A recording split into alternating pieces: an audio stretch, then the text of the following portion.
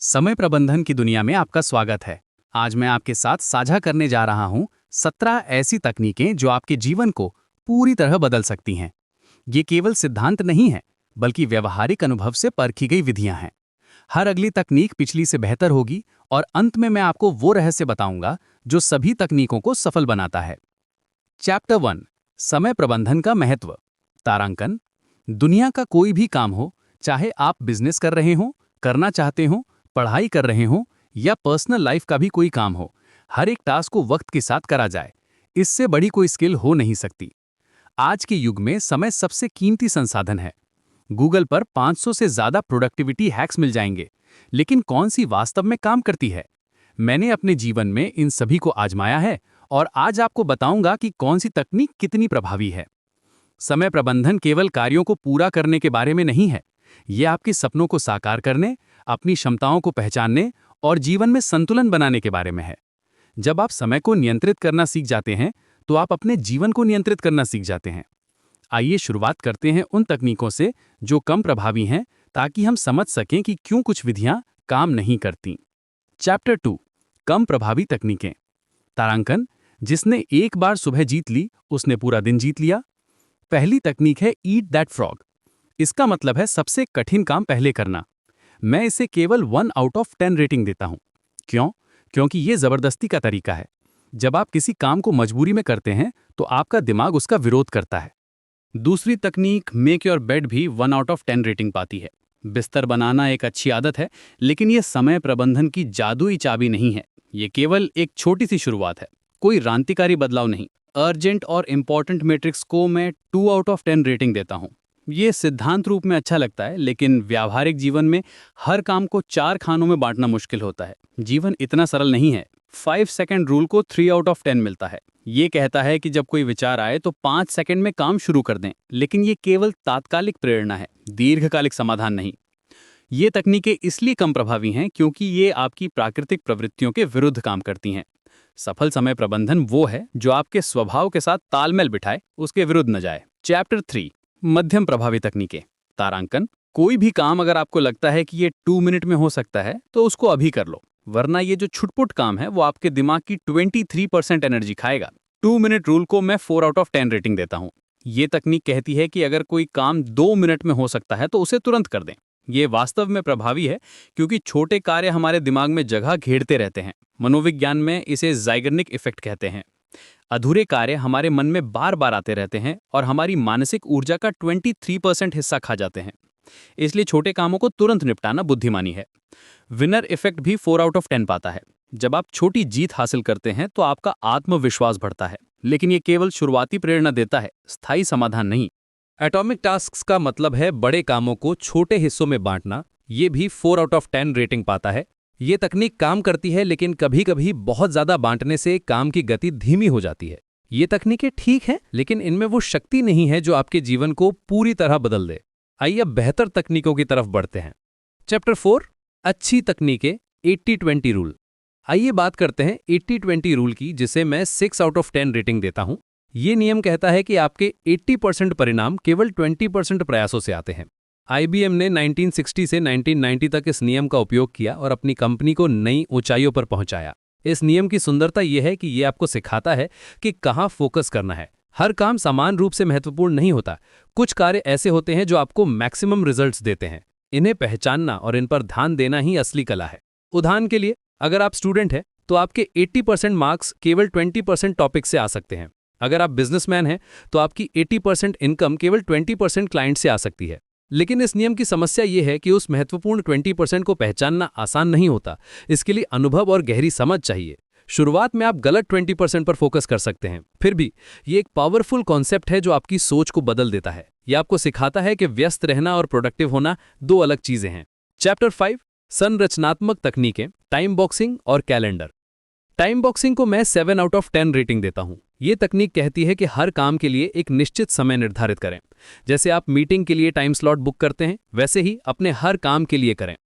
इसका फायदा यह है कि आपका काम समय पर पूरा होता है। जब आप जानते हैं कि आपके पास केवल 2 घंटे हैं, तो आप फोकस्ड रहते हैं। टाइम प्रेशर आपकी एफिशिएंसी बढ़ाता है।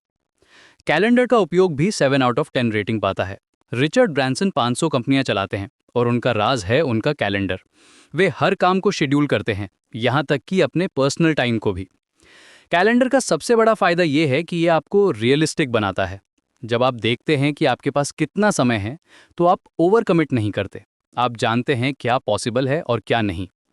लेकिन इन तकनीकों की सीमा यह है कि ये केवल स्ट्रक्चर देती हैं, मोटिवेशन नहीं। अगर आपके अंदर ड्राइव नहीं है, तो सबसे अच्छा कैलेंडर भी काम नहीं आएगा।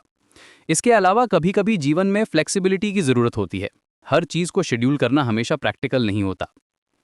चैप्टर 6, गहरी तकनीकें। Write down everything. मैं आज जहां पर भी हूं, एक चीज़ की वजह से हूं। वो है एक डायरी जो मैं अपने साथ मेंटेन करता हूं। राइट डाउन एवरीथिंग को मैं 8 आउट ऑफ 10 रेटिंग देता हूं।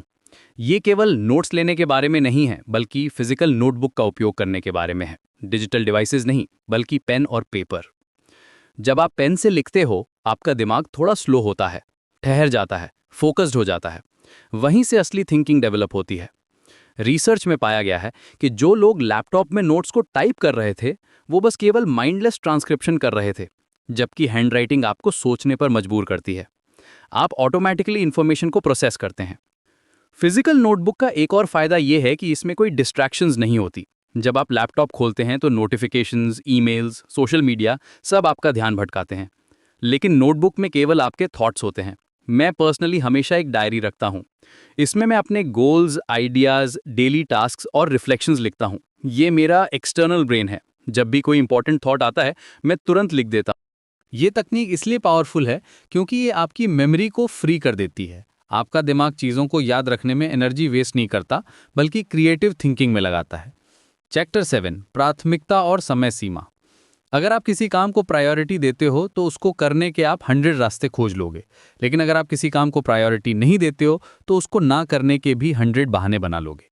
प्रायोरिटी सेटिंग को मैं 8 आउट ऑफ 10 रेटिंग देता हूँ। ये सिर्फ इंपॉर्टेंट और अर्जेंट को अलग करने के बारे में नहीं है। ये आपकी वैल्यूज़ और लॉन्ग टर्म गोल्स के साथ अलाइनमेंट के बारे में है। जब आप किसी काम को सच्ची प्रायोरिटी देते हैं, तो आपका पूरा माइंडसेट बदल जाता है। आप ऑब्स्टेकल्स को चैलेंजेस के रूप में देखते हैं, प्रॉब्लम्स के रूप में नहीं। आप सॉल्यूशंस ढूंढते हैं, एक्सक्यूजेस नहीं। डेडलाइन भी 8 आउट ऑफ 10 रेटिंग पाता है। कोई भी काम फिनिश नहीं होता है, फिनिश करना होता है। डेडलाइन आपको ये करने पर मजबूर करती है।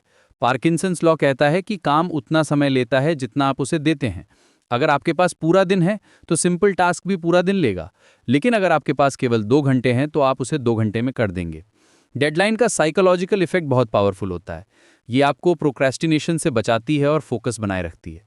जब आप जानते हैं कि टाइम लिमिट है तो आप अननेसेसरी परफेक्शनिज्म में नहीं फंसते।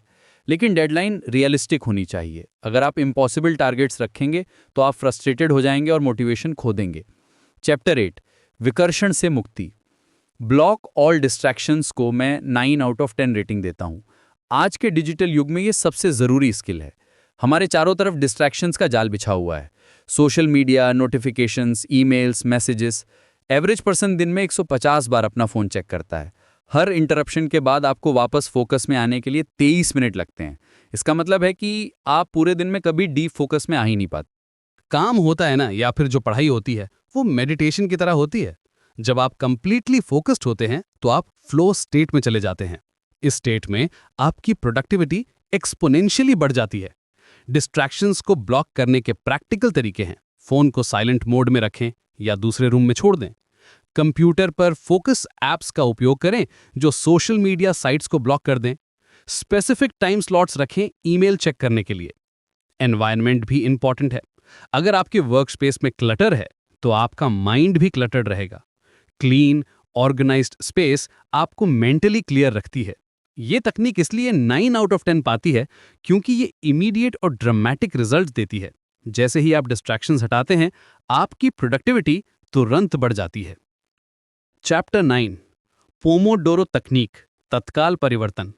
अब आती है वो तकनीक जिसे मैं 10 आउट ऑफ 10 रेटिंग देता हूं, पोमोडोरो टेक्निक। ये इतनी पावरफुल है कि आप इसे आज ही शुरू कर सकते हैं और तुरंत रिजल्ट्स देख सकते हैं। पोमोडोरो टेक्निक बहुत सिंपल है। 25 मिनट काम करें, फिर 5 मिनट का ब्रेक लें। ये साइकिल रिपीट करते रहें। हर 4 पोमोडोरोस के बाद 15 से 30 मिनट का लंबा ब्रेक लें। ये टेक्निक क्यों इतनी इफेक्टिव है? पहला कारण है कि 25 मिनट एक परफेक्ट ड्यूरेशन है। ये इतना छोटा है कि आप ओवरवेल्म नहीं होते, और इतना लंबा है कि आप मीनिंगफुल वर्क कर सकते हैं। दूसरा कारण है कि ये आपके ब्रेन की नेचुरल रिदम के साथ काम करती है। हमारा अटेंशन स्पैन नेचुरली लिमिटेड होता है। पोमोडोरो इस लिमिटेशन को एक्सेप्ट करती है और उसका फायदा उठाती है। तीसरा कारण है कि ये प्रोक्रेस्टिनेशन को एलिमिनेट करती है। जब आप जानते हैं कि केवल 25 मिनट काम करना है तो शुरुआत करना आसान हो जाता है। बस 25 मिनट, ये कितना मैनेजेबल लगता है। चौथा कारण है कि ब्रेक्स आपको रिफ्रेश करते हैं। आप टायर्ड नहीं होते और पूरे दिन हाई एनर्जी मेंटेन कर सकते हैं। मैंने पर्सनली इस टेक्निक को हजारों घंटे यूज किया है। ये मेरी प्रोडक्टिविटी को डबल कर देती है। आप भी आज ही इसे ट्राई कर सकते हैं। चैप्टर 10, गहरा उद्देश्य, अंतिम रहस्य। ऐसा काम करो कि काम को गर्व हो कि आपने उसे करा है। अब मैं आपको वो अल्टीमेट सीक्रेट बताता हूं जो सभी टाइम मैनेजमेंट टेक्निक्स को सक्सेसफुल बनाता है, डीपर पर्पस। ये केवल एक टेक्निक नहीं है, ये एक फिलॉसफी है। अंदर की चिंगारी जब तक नहीं आ सकती, कोई भी प्रोडक्टिविटी फॉर्मूला या रूल काम का नहीं है। डीपर पर्पस का मतलब है कि आप जो भी काम कर रहे हैं उसके पीछे एक गहरा कारण होना चाहिए। ये कारण आपकी वैल्यूज, आपके ड्रीम्स, आपकी आइडेंटिटी से जुड़ा होना चाहिए। जब आपके पास स्ट्रॉन्ग पर्पस होता है तो सभी टाइम मैनेजमेंट टेक्निक्स ऑटोमेटिकली काम करने लगती हैं। आप नेचुरली प्रायोरिटी सेट करने लगते हैं, डिस्ट्रैक्शंस ऑटोमेटिकली कम हो जाती हैं, प्रोक्रेस्टिनेशन खुद ब खुद चली जाती है। 100 आवर्स अ वीक, हद पार मेहनत, either you are sleeping and working, कि या तो आप सो रहे हो, आंख बंद है, या फिर आप उठे हुए हो तो काम ही कर रहे हो। आंख खुली हुई है तो मतलब काम कर रहे हो, आंख खुली हुई है तो मतलब काम कर रहे हो। ये एक्सट्रीम लग सकता है, लेकिन जब आपका पर्पस क्लियर होता है तो ये नेचुरल हो जाता है। आप काम को बर्डन नहीं बल्कि पैशन समझते हैं। डीपर पर्पस फाइंड करने के लिए अपने आप से ये सवाल पूछिए, मैं ये काम क्यों कर रहा हूँ? ये मेरे लॉन्ग टर्म गोल से कैसे जुड़ता है? इससे मैं बेहतर इंसान कैसे बनूंगा? इससे दुनिया को कैसे फायदा होगा? जब आपको ये जवाब मिल जाएंगे तो आपको कोई भी टाइम मैनेजमेंट टेक्निक सिखाने की जरूरत नहीं होगी। आप खुद ही सबसे इफेक्टिव तरीके ढूंढ लेंगे। यही है वो अल्टीमेट सीक्रेट जो आपके जीवन को कंप्लीटली ट्रांसफॉर्म कर सकता है। टाइम मैनेजमेंट केवल टेक्निक्स के बारे में नहीं है, ये आपके पर्पस के बारे में है। जब पर्पस क्लियर होता है तो पाथ ऑटोमेटिकली क्लियर हो जाता है। आज से ही अपना डीपर पर्पस ढूंढना शुरू करें। ये जर्नी आसान नहीं होगी, लेकिन ये आपके जीवन की सबसे इंपॉर्टेंट जर्नी होगी। और जब आप इसे पालेंगे तो आप पाएंगे कि टाइम मैनेजमेंट अब कोई प्रॉब्लम नहीं है, बल्कि एक नेचुरल स्किल बन गई है। आपके सपने आपका इंतजार कर रहे हैं, बस आपको अपना डीपर पर्पस ढूंढना है और फिर उस डायरेक्शन में कंसिस्टेंटली काम करना है। सक्सेस आपके कदम चूमेगी।